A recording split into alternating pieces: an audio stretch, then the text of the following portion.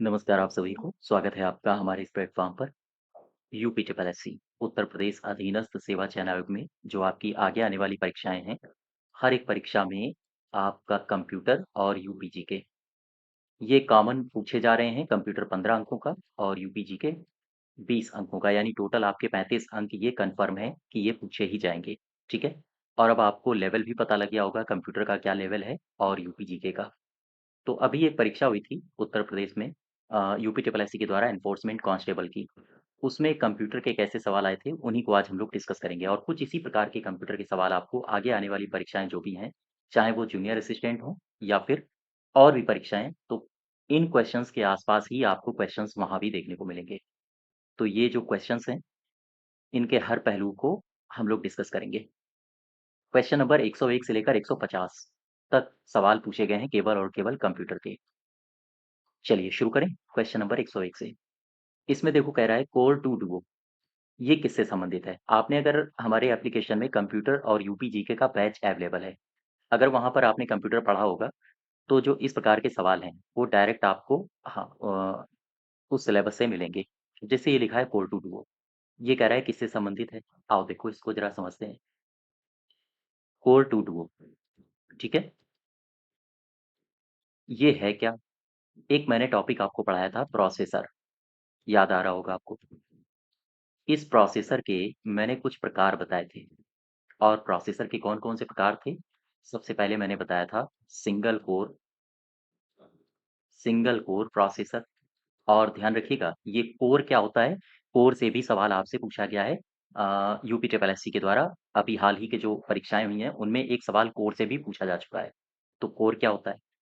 इसके अलावा प्रोसेसर के और भी कई सारे मैंने प्रकार बताए थे, जैसे सिंगल कोर प्रोसेसर, जैसे डुअल कोर प्रोसेसर। इसके अलावा मैंने आपको क्वाड कोर बताया था, quad core processor.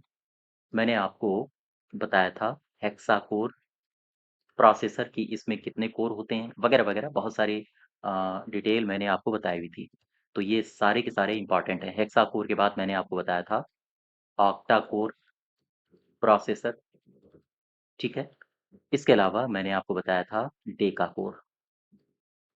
Core processor, ठीक? इसके अलावा मैंने आपको प्रोसेसर के उदाहरण भी बताए थे। कुछ याद आ रहा है?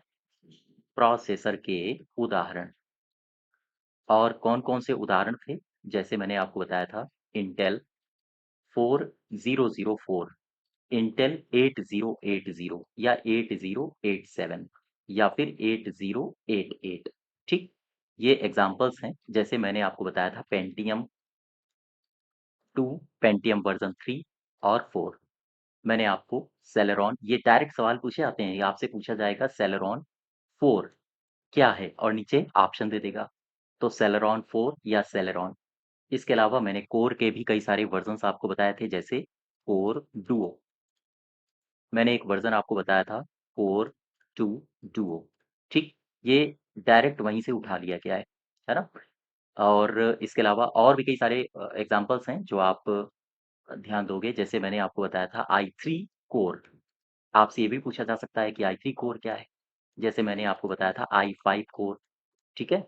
जैसे मैंने आपको बताया था आईबीएम आरएस 6000। क्या आपको पता है आईबीएम आरएस 6000 ये जो प्रोसेसर है किसमें इस्तेमाल किया जाता है?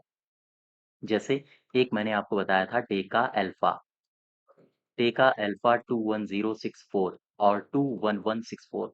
तो कई सारे एग्ज़ाम्पल्स बताए थे। तो ये एग्ज़ाम्पल्स आपको ध्यान रखना है चूँकि ये एग्ज़ाम्पल्स पूछे जाते हैं एग्ज़ाम में, ठीक है? और जैसे ये कोर टू डुओ ये डायरेक्ट आपको अ, जो एनफोर्समेंट कांस्टेबल है, उसमें सवाल नंबर 101 देखने को मिला। कोर टू डुओ किससे संबंधित है? तो आपका आंसर होगा एक डुअल कोर प्रोसेसर है, ठीक है? नेक्स्ट देखो क्वेश्चन नंबर 102। इसमें क्या कह रहा है? ईमेल अटैचमेंट भेजने के लिए निम्नलिखित में से कौन-सा नवीनतम और सर्वोत्तम मानक है? एमआईएमई है, एएससीआईआई है या फिर ये 2 ऑप्शंस दिए हैं यू एन्कोडिंग और साथ ही साथ बिनहैक्स। देखो, ईमेल अटैचमेंट की बात कर रहा है।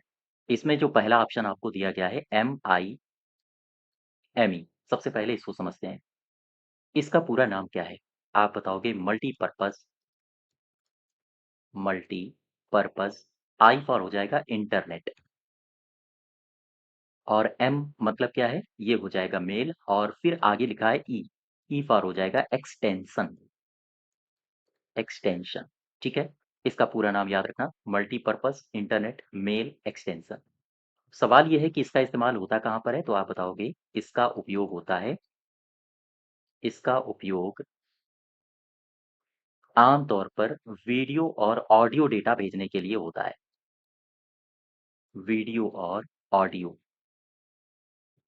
ऑडियो डेटा भेजने के लिए, ठीक है? भेजने के लिए किया जाता है। यानी कि हम ये कह सकते हैं कि मल्टीपर्पज़ बहुत सारे कामों को करने के लिए आम तौर पर इसका इस्तेमाल किया जाता है। एक बात और याद रखना, यह 7 बिट ASCII डेटा को स्थानांतरित करता है। 7 बिट ASCII ये क्या होता है? इसके बारे में मैंने आपको डिटेल में बताया है कंप्यूटर के बैच में। तो 7 बिट ASCII डेटा में स्थानांतरित करता है। ठीक है? यहाँ तक बात समझ पा रहे हो? वापस आ जाओ।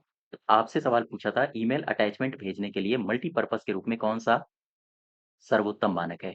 आंसर होगा MIME। अब यहाँ पर आओ क्वेश्चन नंबर 103 में। इसमें क्या कह रहा है? सर्च इंजन गूगल की मूल क्षमता क्या है? तो ये जो सर्च इंजन है, सबसे पहले तो ये इसकी विशेषताएँ क्या हैं? क्योंकि अब आपके जो क्वेश्चन्स बनाए जा रहे हैं, कथन के आधार पर बनाए जाते हैं, 4 स्टेटमेंट्स और 5वाँ ऑप्शन अनादिश। स्टेटमेंट्स अब आपको याद रखनी पड़ेंगी, जैसे सर्च इंजन, ठीक है? क्या है ये? अगर हम आपसे पूछें, तो एक वेब आधारित सॉफ्टवेयर है। यह एक वेब आधारित सॉफ्टवेयर है। अच्छा, क्या करता है? आम तौर पर वेब पर उपलब्ध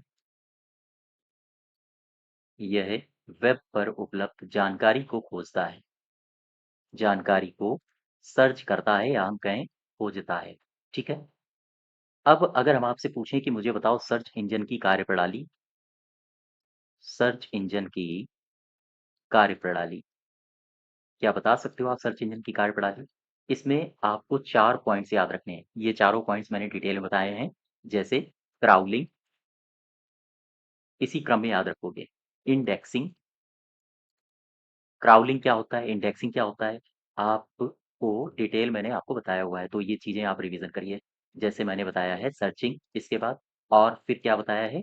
डिस्प्लेइंग, ठीक है? क्राउलिंग, इंडेक्सिंग, सर्चिंग और डिस्प्लेइंग। अब यहाँ पर आओ वापस अपने क्वेश्चन में 103 नंबर। सर्च इंजन की मूल क्षमता क्या है? फाइलें डाउनलोड करना, वेबसाइट बनाना, ईमेल खातों का प्रबंधन करना या खोज शब्दों के अनुरूप दस्तावेज ढूँढना। ढूँढना मतलब सर्च करना, ठीक है? To find documents that correspond to search terms. तो यही सही हो जाएगा डी पार्ट, खोज शब्दों के अनुरूप दस्तावेजों को ढूँढना। नेक्स्ट देखो 104 नंबर। इसमें क्या कह रहा है? आईपी यानी कि इंटरनेट प्रोटोकॉल को सबसे कम कॉमन डिनोमिनेटर प्रोटोकॉल क्यों माना जाता है? ये सवाल है। इसमें ऑप्शंस पढ़ो जरा। यह सभी अनुप्रयोगों के लिए उच्च गुणवत्ता वाली सेवा की गारंटी देता है। यह उन नेटवर्क से बहुत कम मांग करता है जिन पर यह चलता है। यह उपयोग में सबसे जटिल प्रोटोकॉल है। यह उच्चतम स्तर की सुरक्षा प्रदान करता है या फिर निरापद। आओ देखो, आपसे आईपी के बारे में पूछा गया है। हम आपको लिए चलते हैं इंटरनेट प्रोटोकॉल के पास, ठीक है? इंटरनेट प्रोटोकॉल, गौर करो। इसकी विशेषता क्या है? सबसे पहले तो मुझे ये बताओ, आप बताओगे नेटवर्क संचार के लिए नेटवर्क संचार के लिए एक बेसिक प्रोटोकॉल है। यह एक बेसिक प्रोटोकॉल है। आम तौर पर नेटवर्क संचार के लिए इसे एक बेसिक प्रोटोकॉल माना जाता है। और ये क्या सुविधाएं प्रदान करता है? तो आप बताओगे डिवाइस के बीच डेटा के आवागमन, डिवाइस के बीच डेटा के आवागमन के लिए न्यूनतम आवश्यक सुविधाएं प्रदान करता है। न्यूनतम आवश्यक सुविधाएं, ठीक है? प्रदान करता है। अब यहाँ पर आओ जरा क्वेश्चन को एक बार फिर पढ़ो। आईपी यानी इंटरनेट प्रोटोकॉल को सबसे कम कॉमन डिनोमिनेटर प्रोटोकॉल क्यों माना जाता है? आमतौर पर यह सभी अनुप्रयोगों के लिए उच्च गुणवत्ता वाली सेवा की गारंटी देता है या फिर उन नेटवर्क में बहुत कम मांग करता है जिन पर यह चलता है। यही सही हो जाएगा, बी पार्ट। नेक्स्ट देखो, क्वेश्चन नंबर 105। इसमें क्या कह रहा है? उच्च गुणवत्ता वाले प्रिंटर कैसे अधिक सहज पैटर्न बनाते हैं?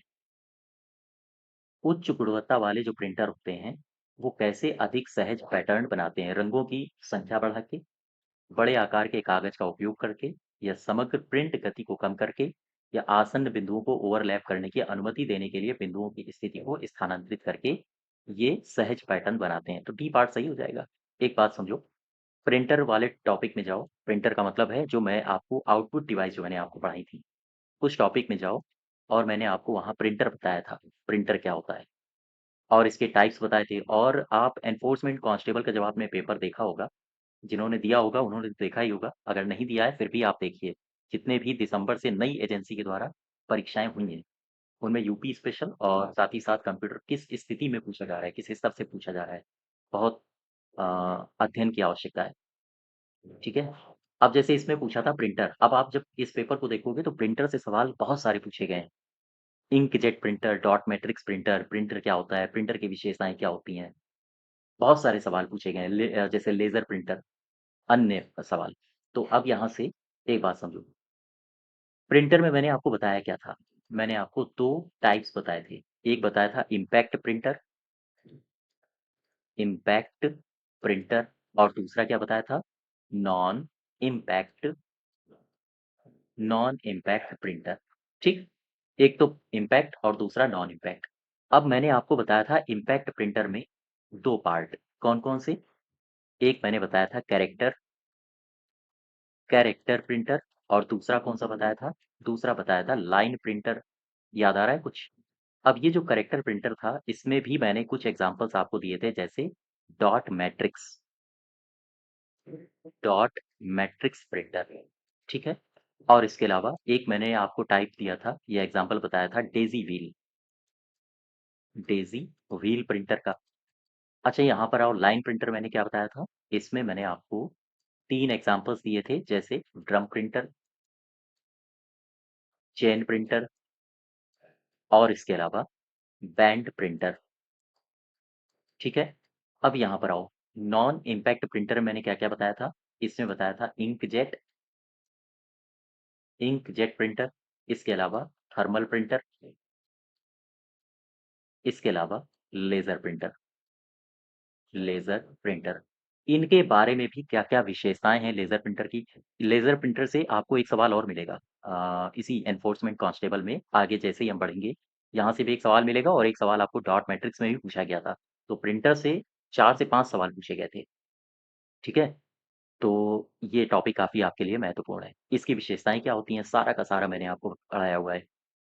अब यहाँ पर आओ, क्वेश्चन नंबर 105 में कह रहा है कि उच्च गुणवत्ता वाले प्रिंटर जैसे कैसे अधिक सहज पैटर्न बनाते हैं?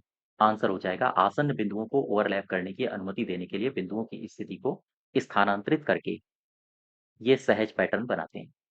नेक्स्ट देखो, क्वेश्चन नंबर 106। कौन सी विशेषता उपयोगकर्ताओं को उनके प्रश्नों यानी कि क्वेरी को पूरा करने में मदद करती है? कौन सी विशेषता है जो उपयोगकर्ताओं को उनके प्रश्नों यानी क्वेरी को पूरा करने में मदद करती है? तो ये हो जाएगा D part, autofill suggestion. Next देखो, 107 नंबर, इसमें क्या कह रहा है? ये भी एकदम क्वेश्चन नंबर 107 सिंपल सा सवाल था। किस प्रकार का स्टोरेज डिवाइस पेश किया गया था जो अनुक्रमिक, अब देखो ये शब्द जटिल लग रहा है, तुरंत अब इसकी इंग्लिश में पहुँचो। अनुक्रमिक पहुँच का मतलब क्या होता है? यहाँ पर लिखा है सीक्वेंशियल एक्सेस, ठीक? सीक्वेंशियल एक्सेस मेमोरी क्या होता है? डायरेक्ट एक्सेस मेमोरी क्या होता है? स्टोरेज डिवाइस सीक्वेंशियल एक्सेस की अनुमति देता है। ज़रा मैं आपको लिए चलता हूँ ब्लैक बोर्ड में और 2-3 बातें यहाँ से समझो। शब्द लिखा है sequential access memory, access memory, ये क्या है? आम तौर पर इसकी विशेषताएँ क्या हैं? याद रखिएगा, विशेषताएँ अब पूछी जा रही हैं एग्ज़ाम में, जब से नई एजेंसी आई है, ठीक है? जब से उसने टेंडर लिया है। पहले क्या था, पहले सीक्वेंशियल एक्सेस के आपसे एग्ज़ाम्पल केवल पूछता था, अब इनकी विशेषताएँ भी पूछता है। इसके लाभ क्या होते हैं, इसकी हानियाँ क्या होती हैं, इस प्रकार से भी सवाल पूछे जा रहे हैं। तो कुल मिला के आपको एक डिटेल्ड एनालिसिस आपको देखना है, यानी डिटेल्ड क्लास करनी ही पड़ेगी कंप्यूटर की। देखो, सीक्वेंशियल एक्सेस मेमोरी, आम तौर पर इसकी विशेषता क्या है? आम तौर पर मेमोरी में इसमें मेमोरी में जो डेटा होता है, डेटा अलग-अलग अलग-अलग स्थानों में संग्रहित किया जाता है। स्थानों में संग्रहित होता है, ठीक है? गौर करो। मेमोरी में डेटा अलग-अलग स्थानों में इसमें संग्रहित होता है। अच्छा, एक इसकी खास बात और होती है। ये खास बात ये है कि जैसे मेमोरी में जिस क्रम में डेटा लिखा जाता है, उसी क्रम में एक्सेस भी होता है। सबसे पहली विशेषता फिर से समझो, सीक्वेंशियल एक्सेस मेमोरी की क्या है? इसमें जो डेटा होता है उसको अलग-अलग स्थानों में संग्रहित किया जाता है। अच्छा, अब जिस क्रम में डेटा को स्टोर किया गया है, जब डेटा को एक्सेस किया जाता है तो जिस क्रम में स्टोर किया गया है, उसी क्रम में उसको एक्सेस भी किया जाता है। ठीक है? अर्थात हम कह सकते हैं कि मेमोरी में जिस क्रम में जिस क्रम में डेटा को लिखा जाता है डेटा को लिखा जाता है, उसी क्रम में उसे यानी कि डेटा को एक्सेस भी किया जाता है। एक्सेस भी किया जाता है। ये विशेषताएँ दोनों याद रखना, ये पॉइंट्स आपसे पूछे जा सकते हैं। ठीक है? अच्छा, अब इसके एग्ज़ाम्पल के तौर पर जाओ आप। एग्ज़ाम्पल अगर हम आपसे पूछें कि इसका क्या होगा, तो आप बताओगे मैग्नेटिक टेप, जो कि आपसे एग्ज़ाम में पूछा गया था एनफोर्समेंट कांस्टेबल में। ठीक है? अगर हम आपसे पूछें मैग्नेटिक टेप का जो एक्सेस टाइम है, वो किसमें मापा जाता है? बता सकते हो आप मुझे? मैग्नेटिक टेप का जो एक्सेस टाइम वो मापा जाता है। मापा जाता है। किसमें? तो आप बताओगे बाइट प्रति सेकंड में। बाइट प्रति सेकंड में। ठीक? वापस आ जाओ अपने क्वेश्चन में। यही पूछ रहा था, अनुक्रमिक पहुँच की अनुमति देता है। अनुक्रमिक का मतलब है सीक्वेंशियल एक्सेस पहुँच की अनुमति देता है, तो आप बताओगे आंसर कहाँ है? चुंबकीय magnetic tape, D part. Next देखो, क्वेश्चन नंबर 108। इसमें क्या कह रहा है? कौन-सा टैब आपको चार्ट प्रकार चुनने और एक्सेल के डेटा स्रोत को व्यवस्थित करने की अनुमति देता है? ये तो चार्ट प्रकार चुनने और एक्सेल के डेटा स्रोत को व्यवस्थित करने की अनुमति देता है। ये डिज़ाइन टैब हो जाएगा, है ना? ये जितने भी टैब हैं, वो सारे के सारे टैब्स मैंने आपको बताए हुए हैं। एमएस एक्सेल को ख़ास तौर से यानी प्रैक्टिकल करके भी बताया हुआ है। और इसके एमएस एक्सेल में इस समय फ़ॉर्मूले बहुत पूछे जा रहे हैं। इसलिए फ़ॉर्मूला आपको याद रखना है, जैसे इक्वल्स एवरेज क्या होता है और और भी कई सारे फ़ॉर्मूले हैं, जैसे मॉड क्या होता है, वगैरह-वगैरह। 109 में आ जाओ। होस्ट कंप्यूटर नाम के अंतिम 2 भागों को सामूहिक रूप से क्या कहा जाता है? इसे क्या कहा जाता है? Just wait 1 minute. हुँ, ठीक है। इसे क्या कहा जाता है? 109 होस्ट कंप्यूटर नाम के अंतिम 2 भागों को सामूहिक रूप से क्या कहा जाता है? डोमेन कहते हैं, सब डोमेन कहते हैं, होस्ट नेम कहते हैं या फिर टीएलडी इसे कहा जाता है शॉर्ट में। शॉर्ट में इसे कहा जाता है टीएलडी, टॉप लेवल डोमेन। ये क्या होता है टॉप लेवल डोमेन? है ना? उपर्युक्त में से कोई नहीं, आंसर हो जाएगा डोमेन। देखो, अब सवाल ये है कि डोमेन होता क्या है? आओ देखो, ये जो शब्द मैंने लिखा है डोमेन, ये क्या है? देखो, डोमेन नाम में एक या एक से अधिक भाग होते हैं आमतौर पर, और इसे कहा जाता है लेबल। इसे लेबल भी कहा जाता है। कहा जाता है। डोमेन में, या हम कहें डोमेन नाम में, डोमेन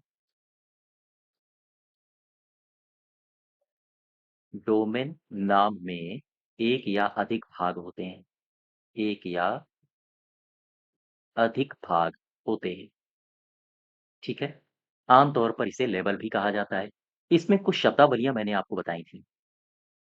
शब्दावलियाँ, और ये अब आपका होमवर्क है, इन शब्दावलियों को आप रिवाइज़ करो। जैसे एक मैंने शब्दावली बताई थी, टॉप लेवल डोमेन ये क्या होता है? जैसे मैंने आपको बताया था सब डोमेन ये क्या होता है? मैंने आपको बताया था अ, एक कोड बताया था जिसको कहते हैं कंट्री, कंट्री कोड ये क्या है? साथ ही साथ आपने डोमेन नेम स्पेस ये शब्दावली मैंने आपको डेफिनिशन इसकी बताई हुई थी। डेफिनिशंस पूछी जाती हैं, एक तरफ ये शब्द लिख देगा और एक तरफ उनकी परिभाषाएँ लिख देगा। फिर मैच कराने के लिए सवाल पूछे जाते हैं। जैसे एक शब्द मैंने आपको कराया हुआ था, domain name spoofing, domain name spoofing ये क्या होता है? ये भी शब्द पूछे जाते हैं। जैसे एक शब्दावली मैंने बताई थी डोमेन नेम सिस्टम जिसे कहा जाता है डीएनएस और डीएनएस से भर-भर के सवाल पूछे गए हैं जब से नई एजेंसी आई है। विशेषताएँ, इसकी विशेषताएँ क्या हैं? इसके लाभ क्या हैं? डीएनएस यानी कि डोमेन नेम सिस्टम, ठीक है? तो ये क्या हैं? सारी की सारी शब्दावलियाँ एक जगह लिखो और इनकी परिभाषाएँ लिखो और याद करो। चलिए, वापस आ जाओ अपने क्वेश्चन में। होस्ट कंप्यूटर नाम के अंतिम 2 भागों को सामूहिक रूप से ए पार्ट सही हो जाएगा। 110 देखो, इसमें क्या कह रहा है? देखो, प्रिंटर से अभी एक सवाल मिला था और ये फिर से एक सवाल आया प्रिंटर से और इस बार पूछ रहा है लेज़र प्रिंटर में घूमते हुए ड्रम, लेज़र प्रिंटर में घूमते हुए ड्रम पर चार्ज वितरण क्या बनाता है? ठीक, ये सवाल पूछा है। इसमें पढ़ो ज़रा, प्रिंट हेड से गर्मी, लेज़र बीम या फिर मैनुअल समायोजन या स्याही का अनुप्रयोग या फिर ननापीस। इसमें लेज़र प्रिंटर है ना, तो आंसर लेज़र बीम हो जाएगा, बी पार्ट। देखो ज़रा, लेज़र प्रिंटर, लेज़र प्रिंटर। आओ देखो, आम तौर पर इसकी विशेषताएँ क्या हैं? विशेषताओं पर गौर करना है। यह कैसे प्रिंट करता है? तो आप बताओगे यह पेज दर पेज दर पेज प्रिंट करता है। ठीक, इसमें आम तौर पर ड्राई इंक का इस्तेमाल होता है। ड्राई इंक का प्रयोग होता है और साथ ही साथ लेज़र बीम का इस्तेमाल होता है। ठीक है? वापस आओ, इसका सही उत्तर हो जाएगा लेज़र बीम। नेक्स्ट देखो 111 इसमें क्या कह रहा है?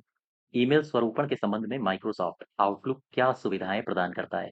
अब ये सवाल आया, इसमें एक शब्द ये सवाल ईमेल से है और इसमें एक शब्द आया आउटलुक।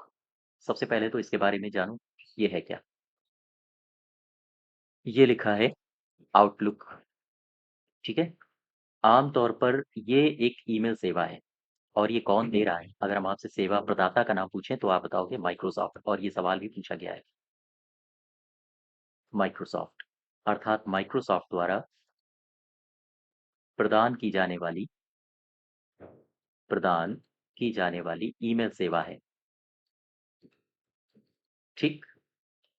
किसने बनाया इसको? 1996 1996 में चलो ज़रा, एक शख्स का नाम आपने पढ़ा होगा, नाम है Sabir Bhatia, Sabir Bhatia.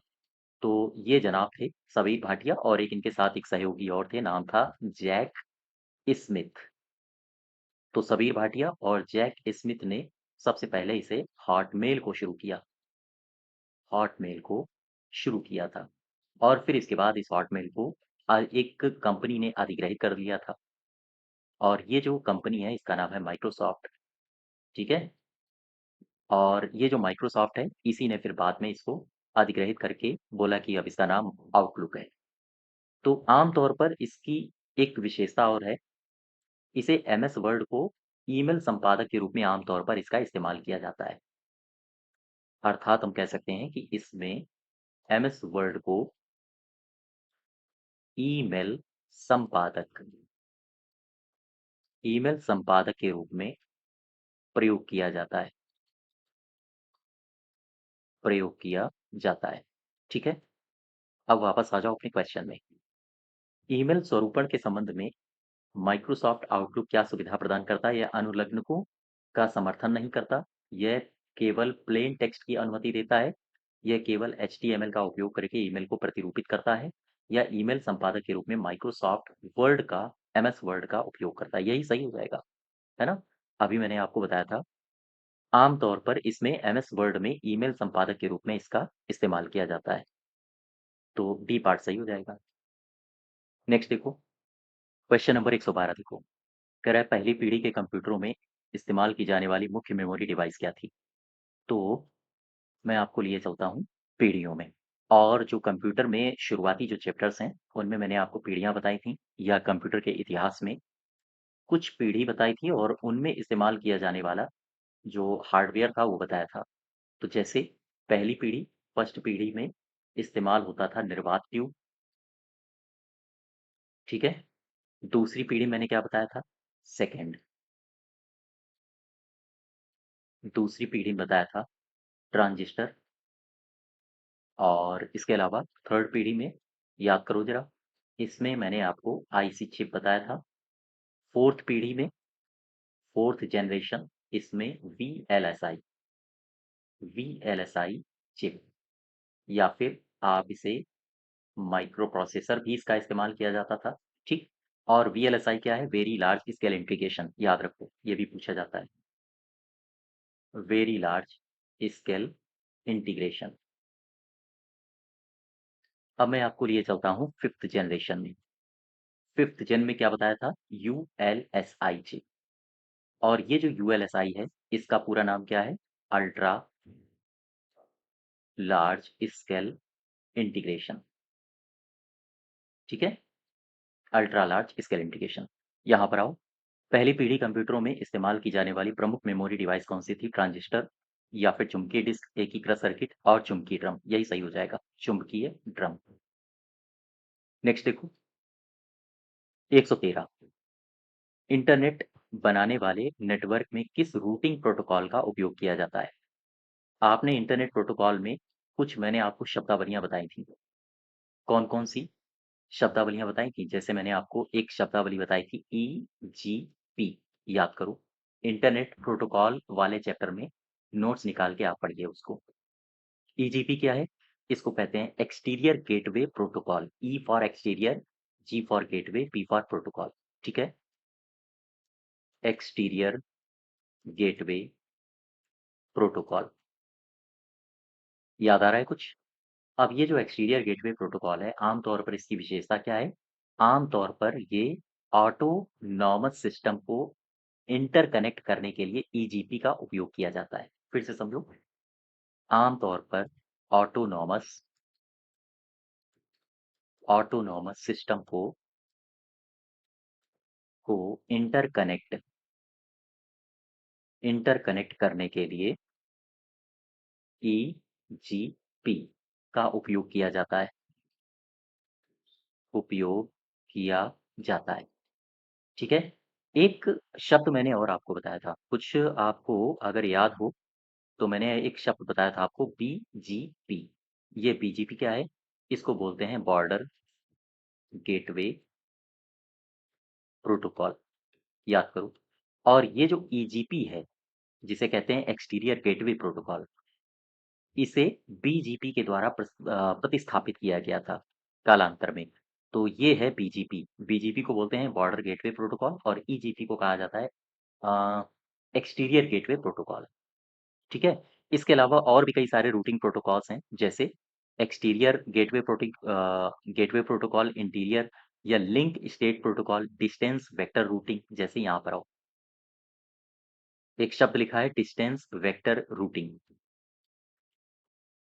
Distance vector routing. इस प्रकार की शब्दावलियों की परिभाषाएं पूछी जाती हैं आमतौर पर। इसकी विशेषता क्या है, बता सकते हो आप मुझे? ये याद रखना, ये गंतव्य नेटवर्क तक पहुंचने के लिए हॉप काउंटर के आधार पर सबसे अच्छा रास्ता चुनते हैं। सबसे अच्छा रास्ता चुनते हैं, ये इसकी एक खास विशेषता होती है। इसके अलावा मैंने आपको एक शब्द से और परिचित कराया था, जिसे कहा जाता है लिंक स्टेट रूटिंग प्रोटोकॉल। ये जो लिंक स्टेट रूटिंग प्रोटोकॉल है, इसे अन्य किस रूप में जाना जाता है? तो आप बताओगे इसे एसपीएफ प्रोटोकॉल। इसे एसपीएफ प्रोटोकॉल के रूप में जाना जाता है,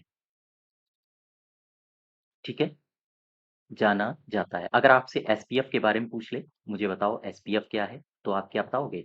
इसे कहा जाता है शॉर्टेस्ट पी का मतलब हो जाएगा पाथ और एफ का मतलब हो जाएगा फर्स्ट। Shortest path first. वापस आ जाओ। इसका सही हो जाएगा exterior gateway protocol, EGP. Next देखो 114 114 कौन सा उपकरण डेटा को मानव पठनीय रूप में परिवर्तित करता है? इस क्वेश्चन को समझने के लिए इसको एक बार फिर से पढ़ो। करेक्ट, कौन सा डेटा है, कौन सा उपकरण है जो डेटा को मानव पढ़ सके, उस रूप में परिवर्तित करता है? तो देखो, कौन सा उपकरण है, डिवाइस की बात कर रहा है, तो डिवाइस तो एक ही है। जैसे ये मैंने एक डिवाइस बना दी, ठीक है, ये मैंने एक डिवाइस बना दी। ये क्या है? ये हो गया मॉनिटर। अब इसमें कोई भी डेटा आएगा, यहाँ पर वो हमें दिखेगा, अर्थात हम इसको पढ़ सकते हैं। बोलो भाई, ये डेटा आया, ये है पठनीय, और ये बैठा है यूजर, तो यूजर इस डेटा को पढ़ सकता है। अब यहाँ पर आओ जरा, output device, central processing unit, memory या फिर इनपुट डिवाइस। यहाँ पर आंसर आउटपुट डिवाइस हो जाएगा, क्योंकि जैसे मैंने आपको मॉनिटर बताया, तो मॉनिटर क्या है? मॉनिटर एक आउटपुट डिवाइस है ना? ठीक। अब इसमें आउटपुट डिवाइस के बारे में दो तीन बातें याद रखो। आउटपुट डिवाइस, इसमें मैंने आपको क्या क्या बताया था? जैसे यह एक हार्डवेयर डिवाइस होती है, यह एक हार्डवेयर डिवाइस है। आमतौर पर आमतौर पर जो भी कंप्यूटर के द्वारा प्रदान की जाने वाली जानकारी है, वो इसी के द्वारा उस जानकारी को दर्शाया जाता है। अर्थात कंप्यूटर के द्वारा प्रदान की गई जानकारी को इसी के द्वारा दर्शाया जाता है। ठीक है? Like example monitor. और मॉनिटर से सवाल आपसे पूछे जाते हैं, जैसे अगर हम मॉनिटर को लें और आप इस टॉपिक को एक बार फिर से रिवाइज करो, अगर जूनियर असिस्टेंट की आपकी आगे आने वाली दिनों में परीक्षाएं लगी हैं तो। जैसे मॉनिटर को मैंने रंग के आधार पर वर्गीकरण बताया था, रंग के आधार पर इसका वर्गीकरण। ठीक है? किन किन आधारों पर इसको वर्गीकृत किया जाता है? जैसे मोनोक्रोम, मोनोक्रोम मॉनिटर। एक मैंने टाइप आपको बताया था ग्रे स्केल, इसकी विशेषताएं क्या होती हैं ये भी मैंने आपको बताया हुआ है। ग्रे स्केल मॉनिटर, जैसे कलर मॉनिटर। ठीक है? तो ये बातें हैं जो आप याद रखोगे। अच्छा, एक सवाल अगर मैं आपसे पूछूं कि ये मॉनिटर, इसको आविष्कृत किसने किया था? इसका आविष्कार ये किसके द्वारा हुआ था? 1897 वर्ष याद रखना। और नाम है फर्डिनेंड कार्ल फर्डिनेंड। ठीक है? वापस आ जाओ, 114 का सही उत्तर हो जाएगा ए पार्ट। अब मैं आपको लिए चलता हूँ 115 में। 115 ये ईमेल से संबंधित सवाल है। 50 क्वेश्चंस पूछे गए थे आपके, और उन 50 में देखो ईमेल एक सवाल मैं पहले भी कर चुका हूँ, और एक ईमेल का सवाल ये दिया गया। तो ईमेल से संबंधित दोनों सवाल बिल्कुल ईज़ी आए थे। सवाल में कह रहा है कि ईमेल में प्राथमिक प्राप्तकर्ता को पता चले बिना दूसरे को कॉपी करने के लिए निम्न में से किसका उपयोग किया जाता है? अब इसमें मैंने आपको 2-3 टर्म्स बताए थे। कौन-कौन से? एक बताया था पीसीसी क्या होता है, एक बताया था सीसी क्या होता है। इन्हीं दोनों परिभाषाओं को आपको याद रखना है, और इसी से सवाल पूछा गया है। जैसे सबसे पहले सीसी को उठा लो, ये है सीसी, इसको बोलते हैं कार्बन कॉपी। एक सिंपल सी मुझे परिभाषा बता दो, ये क्या है? तो आप बताओगे एक समय में एक से अधिक व्यक्तियों को मेल भेजा जाता है। ठीक है? मेल भेजा जाता है, लेकिन ये सुरक्षित नहीं होता है। तो ये किसकी सहायता से भेजा जाता है? ये भेजा जाता है सीसी की सहायता से। अब आ जाओ पीसीसी के बारे में पता कर लें। सबसे पहले इसका पूरा नाम याद रखना, पूछा जाता है, कहते हैं blind carbon copy. Carbon copy. अच्छा, इसमें इसकी विशेषता क्या है? तो आप फिर से वही लाइन दोहरा दो जो अभी भी कही थी, बड़ी संख्या में यहाँ भी मैसेज भेजे जाते हैं, अर्थात बड़ी संख्या में लोगों को लोगों को मेल भेजा जाता है। तो इसमें उसमें अंतर क्या है सीसी और पीसीसी में? आम तौर पर प्राप्तकर्ता जो होता है, जो जैसे जिसके पास मेल गया है, ये है प्राप्तकर्ता, रिसीवर अर्थात इसके पास मेल गया। तो प्राप्तकर्ता संदेश प्राप्त करता है लेकिन सूचीबद्ध पते को नहीं देख पाता, ठीक है? ये बात और आप याद रखोगे। प्राप्तकर्ता संदेश तो प्राप्त करता है, संदेश प्राप्त करता है, लेकिन सूचीबद्ध पते को नहीं प्राप्त करता या नहीं देख पाता। बस इतनी सी बात है और यही आपसे पूछा गया था कि ईमेल में प्राथमिक प्राप्तकर्ता को पता चले बिना यानी वो देखे बिना दूसरे को कॉपी करने के लिए निम्न में से किसका उपयोग किया जाता है? ये किया जाता है ब्लाइंड कार्बन कॉपी का। नेक्स्ट देखो 116 इसमें क्या कह रहा है? गैर प्रभाव। अच्छा ये हिंदी लिखी है, एक बार इसकी इंग्लिश पढ़ लो। गैर प्रभाव का मतलब हो जाएगा नॉन इम्पैक्ट प्रिंटर। अब देखो प्रिंटर से 2 सवाल हम पहले कर चुके हैं, ये तीसरा सवाल है, ठीक है? कह रहा है गैर प्रभाव प्रिंटर के द्वारा चित्र बनाने के लिए किन तकनीकों का इस्तेमाल आमतौर पर किया जाता है? तो अब प्रभाव वाले प्रिंटर कौन से होते हैं? गैर प्रभाव वाले प्रिंटर कौन से होते हैं? जैसे आपसे पूछा है गैर प्रभाव यानी कि नॉन इम्पैक्ट प्रिंटर। इसमें मैंने कौन-कौन से आपको बताए थे एग्जाम्पल, जैसे इंकजेट प्रिंटर, जैसे थर्मल प्रिंटर, जैसे लेजर प्रिंटर, ठीक है? वापस आ जाओ अपने सवाल में। लेजर प्रिंटर तकनीकी ये भी सही है, इंकजेट स्प्रे ये भी सही है और इलेक्ट्रोस्टैटिक विधियां ये सारे के सारे सही हैं। अब यहाँ पर आओ 117 कह रहा है किस प्रकार के कंप्यूटर को इंटरनेट होस्ट माना जाता है? इंटरनेट होस्ट ये शब्द पकड़ो और यहाँ पर आओ जरा। ये मैंने लिखा होस्ट, ये है क्या? इसको समझो। होस्ट वास्तव में एक कंप्यूटर होता है या हम कहें एक ऐसी डिवाइस होती है जो कंप्यूटर नेटवर्क से जुड़ी होती है। अब ये अगर एक कंप्यूटर है तो फिर कुछ भी हो सकता है, ये मेन फ्रेम हो सकता है, मिनी हो सकता है या फिर पर्सनल कंप्यूटर हो सकता है। बोलो भाई, होस्ट क्या है? एक सिंपल सी परिभाषा बताओ। यह एक कंप्यूटर यह एक कंप्यूटर या एक डिवाइस है, ठीक है? गौर करना। होस्ट क्या है? एक कंप्यूटर या फिर कह सकते हैं एक डिवाइस जो किससे जुड़ी होती है? जो कंप्यूटर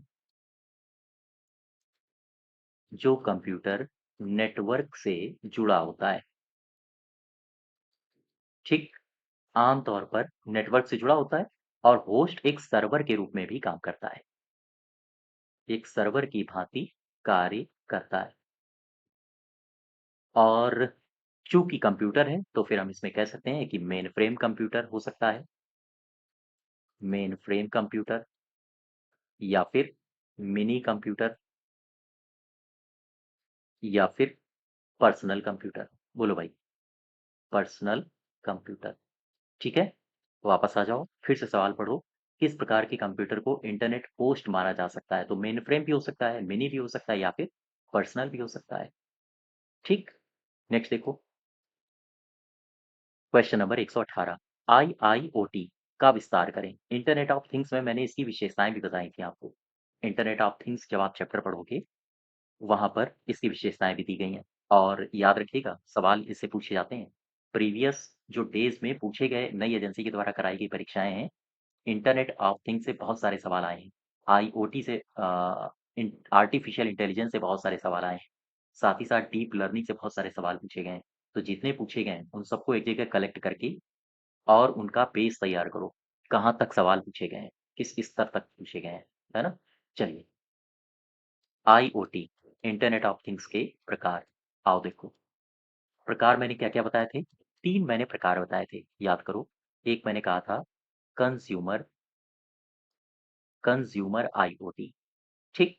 दूसरा मैंने बताया था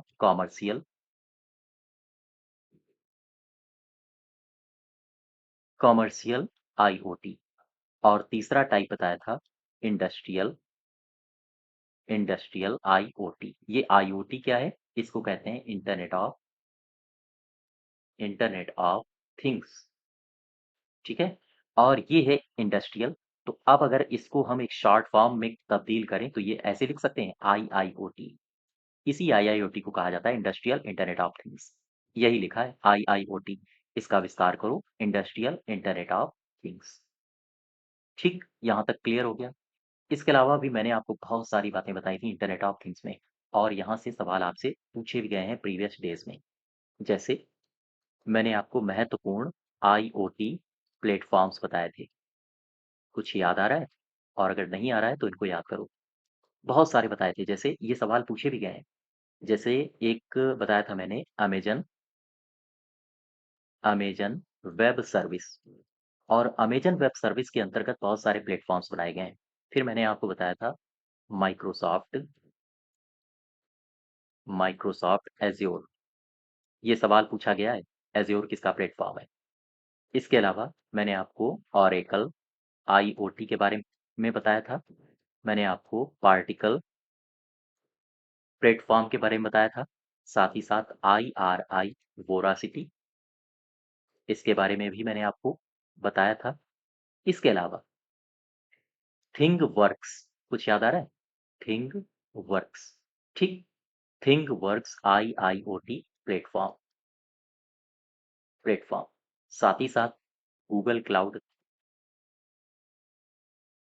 इसके अलावा Cisco IoT platform Cisco IoT platform. इसके अलावा self forced self forced IoT platform. इसके अलावा मैंने आपको आईबीएम वाटसन आईओटी प्लेटफ़ॉर्म के बारे में बताया था। और मैंने एक प्लेटफ़ॉर्म बताया था सैमसंग का आर्टिक प्लेटफ़ॉर्म। ठीक? तो ये सारे प्लेटफ़ॉर्म्स हैं, इनको आप याद रखो। जैसे आपसे पूछा जा सकता है कि एज़्योर किसका है? तो माइक्रोसॉफ्ट का है, ठीक है? और वेब सर्विस अमेज़न के कई सारे प्लेटफ़ॉर्म्स हैं। इसके अलावा ये वाटसन आईओटी किसका है? तो ये आईबीएम का है। तो इस प्रकार से भी सवाल आपसे पूछे जाते हैं। नेक्स्ट देखो, आ जाओ क्वेश्चन में। 118 का सही उत्तर हो जाएगा डी पार्ट। 119 में आओ। इसमें क्या कह रहा है? कह रहा है कि डीकम्प्रेशन यूटिलिटीज़ का उद्देश्य क्या है? फ़ाइलों को एन्क्रिप्ट करने के लिए decryption sorry decompression utility compression, फ़ाइलों को एन्क्रिप्ट करने के लिए या फ़ाइलों को स्थायी रूप से हटाने के लिए, फ़ाइलों को और अधिक संपीड़ित करने के लिए, यानी कि कंप्रेस करने के लिए, और आगे कह रहा है संपीड़ित फ़ाइल की सामग्री को पुनर्व्यवस्थित करने के लिए। डीकम्प्रेशन यूटिलिटी, इस शब्द को पकड़ो। आम तौर पर इसका इस्तेमाल किया जाता है वेबसाइट से जो डाउनलोड की जाने वाली फ़ाइलें हैं, उनके आकार को कम करने के लिए। इसमें सी पार्ट पढ़ो, कह रहा है कि फ़ाइलों को और अधिक संपीड़ित करने के लिए। डी पार्ट पढ़ो, संपीड़ित फ़ाइलों की सामग्री को पुनर्स्थापित करने के लिए। इसमें सही उत्तर हो जाएगा इसका टी पार्ट, यानी कि संपीड़ित फ़ाइल की सामग्री को पुनर्स्थापित करने के लिए। ठीक है? To restore the contents of a compressed file, D part सही हो जाएगा। नेक्स्ट देखो 120, इसमें क्या कह रहा है? निम्नलिखित में से कौन-सा प्रारूपित ईमेल भेजने का प्रारूप है? प्रारूपित, जस्ट वेट, इसकी इंग्लिश पढ़ो ज़रा। Which of the following is a format for sending formatted email, यानी फॉर्मेटेड ईमेल को भेजने के लिए। ऑप्शन क्या दिए हैं? ASCII केवल प्लेन टेक्स्ट, और फिर दिया है स्विच टू वॉइस या फिर हाइपर टेक्स्ट मार्कअप लैंग्वेज। अब यहाँ पर आओ, एक तो प्लेन टेक्स्ट और दूसरा हाइपर टेक्स्ट मार्कअप लैंग्वेज, इन दोनों को उठाओ, इन दोनों को समझते हैं और इसके बाद फिर हमें उत्तर पता चलेगा। देखो, जैसे मैंने उठाया सबसे पहले HTML, क्या है, इसको क्या कहा जाता है? कहते हैं हाइपर टेक्स्ट मार्कअप लैंग्वेज। ठीक है? Hyper text markup language. आमतौर पर ये किसकी अनुमति देता है? ये देता है फॉर्मेटिंग की अनुमति देता है। जैसे बोल्ड करना हो या फिर इटैलिक, तो ये बोल्ड, इटैलिक सहित अन्य फॉर्मेटिंग की अनुमति देता है। एक शब्द और आपने पढ़ा होगा, इसको कहते हैं आरटीएफ। ये क्या है? इसको कहते हैं रिच, इसे कहा जाता है रिच टेक्स्ट फॉर्मेट। गौर करो, रिच टेक्स्ट फॉर्मेट का मतलब क्या होता है? आमतौर पर ये भी फॉर्मेटिंग की अनुमति देता है, अर्थात ये एचटीएमएल की तुलना में और अधिक उन्नत फॉर्मेटिंग की अनुमति देता है। याद रखिएगा, ये एचटीएमएल की तुलना में अधिक उन्नत फॉर्मेटिंग की अनुमति देता है, अनुमति देता है। अब एक शब्द और पकड़ो जरा, ये मैंने लिखा प्लेन टेक्स्ट। प्लेन टेक्स्ट का मतलब प्लेन है, बिल्कुल प्लेन है, बिल्कुल सरल प्रारूप है ये। यह एक सरल प्रारूप है। अब मुझे बताओ, क्या इसमें कोई फॉर्मेटिंग होगी? नहीं, इसमें कोई फॉर्मेटिंग नहीं है, कोई फॉर्मेटिंग नहीं है। ठीक है, वापस आ जाओ अपने क्वेश्चन में। इसमें सही उत्तर हो जाएगा HT, hypertext markup language. Question number 121 में देखो, इसमें क्या कह रहा है? कह रहा है कंप्यूटर सिस्टम के संदर्भ में बस क्या है? अब आ जाओ BUS, बस के पास, और इसे पूछो कि क्या तुम्हारी विशेषताएं हैं बस। ठीक है, आमतौर पर कंप्यूटर के भीतर या फिर कंप्यूटरों के मध्य जो संचार प्रणाली है, वो इसी के द्वारा ट्रांसफर की जाती है।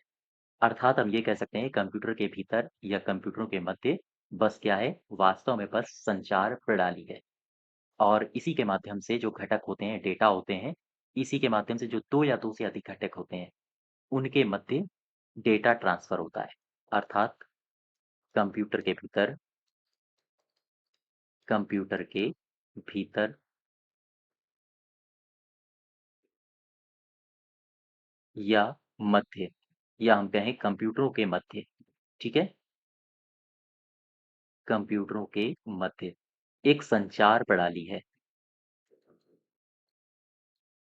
आमतौर पर इसके माध्यम से डेटा का स्थानांतरण होता है, डेटा का या पावर का स्थानांतरण होता है। और कंप्यूटर में मैंने आपको बस के प्रकार कुछ बताए थे। बस के प्रकार कौन-कौन से बताए थे? याद करो, जैसे मैंने आपको बताया था एड्रेस बस, ये क्या होता है? इसकी परिभाषा आप याद रखिएगा। और साथ ही साथ मैंने आपको डेटा बस भी बताया था। इसके अलावा कंट्रोल बस, ठीक, इनको याद रखो। एड्रेस बस क्या है, डेटा बस क्या है और कंट्रोल बस क्या है? आंसर हो जाएगा तारों का एक बंडल है जो भिन्न घटकों के बीच सिग्नल और पावर को ले जाता है। नेक्स्ट देखो 122, इसमें क्या कह रहा है? कह रहा है कि करेक्टर इम्पैक्ट प्रिंटर, ये फिर से प्रिंटर का सवाल आया। 3 से 4 सवाल प्रिंटर के हो गए हैं और 50 क्वेश्चन पूछे गए थे, उसमें से 120 में ही करीब 3 से 4 क्वेश्चन हो गए प्रिंटर के। कैरेक्टर इम्पैक्ट प्रिंटर अक्सर किस प्रकार के प्रिंट हेड का उपयोग करते हैं? तो सबसे पहले तो आप यहाँ पर आओ, प्रिंटर में इसके मैंने एक कुछ टाइप्स बताए थे। इन टाइप्स को अगर आपने क्लासिफाई कर लिया ठीक से, तो इसके उत्तर तक पहुँच जाओगे। जैसे प्रिंटर में मैंने एक टाइप आपको बताया था इम्पैक्ट प्रिंटर, और मैंने एक आपको बताया था नॉन इम्पैक्ट प्रिंटर। चलो पहले प्रिंट इम्पैक्ट में ही आओ। यहाँ पर मैंने आपको 2 टाइप्स बताए थे। एक बताया था कैरेक्टर प्रिंटर, और दूसरा कौन-सा बताया था? Line printer. कैरेक्टर प्रिंटर में फिर से मैंने आपको 2 बताए थे एग्ज़ाम्पल्स जैसे, एक मैंने बताया था डॉट मैट्रिक्स प्रिंटर, और दूसरा बताया था daisy wheel daisy wheel printer, ठीक है? इम्पैक्ट है, कैरेक्टर इम्पैक्ट। अब इसको एक तरह से कंबाइंड रूप से पढ़ो, कैरेक्टर इम्पैक्ट प्रिंटर। कौन-कौन से एग्ज़ाम्पल्स आ रहे हैं? डॉट मैट्रिक्स और daisy wheel. Character impact printer अक्सर किस प्रकार के प्रिंट हेड का इस्तेमाल करते हैं? तो इंकजेट, लेज़र, डॉट मैट्रिक्स, ये हो सकता है थर्मल या फिर ननापीस। अब यहाँ पर आओ, यहाँ पर आओ ज़रा, ये लिखा है डॉट मैट्रिक्स प्रिंटर, इसको उठा लो। डॉट मैट्रिक्स प्रिंटर, ठीक? ये जो डॉट मैट्रिक्स प्रिंटर है, इसकी कुछ विशेषताएँ मुझे बताओ।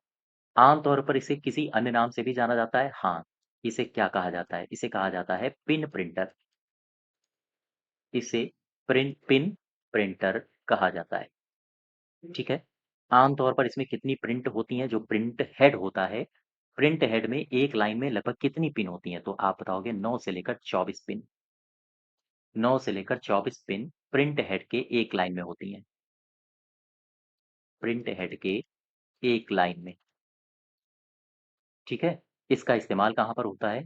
तो आप बताओगे चार्ट या फिर ग्राफ। डॉट मैट्रिक्स प्रिंटर से बनाए जाते हैं।